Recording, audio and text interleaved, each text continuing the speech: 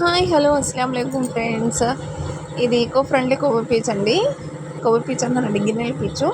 ఇంట్లో మనం గిన్నెల పీచు ఎలా తయారు చేసుకోవాలో చూద్దాం రండి. సో ముందుగా గిన్నెల పీచు కావాల్సింది కొబ్బరికాయ పీచు ఉంటుంది కదా, అది ముందుగా నీట్గా దువ్వుకొని స్ట్రైట్గా పెట్టుకొని ఒక తాడుతో దారంతో అయితే ఇలా గట్టిగా కట్టండి.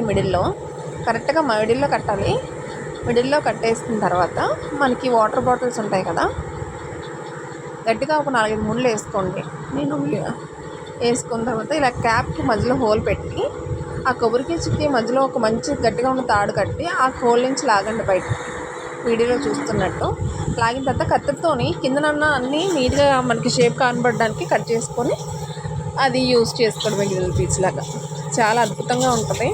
నేనైతే ఎలా యూజ్ అవుద్దో లేదని చూసాను, కానీ చాలా బాగా గిన్నె కూడా నీట్గా ఉంది అండ్ స్మెల్ కూడా రాకుండా ఉంటుంది. నార్మల్గా గిన్నెల పీచు వాడిన తర్వాత గిన్నె కొంచెం స్మెల్ వస్తున్నట్టు అనిపిస్తుంది కదా, అలా కూడా రాలేదు. చాలా నీట్గా ఉంది. Like and subscribe.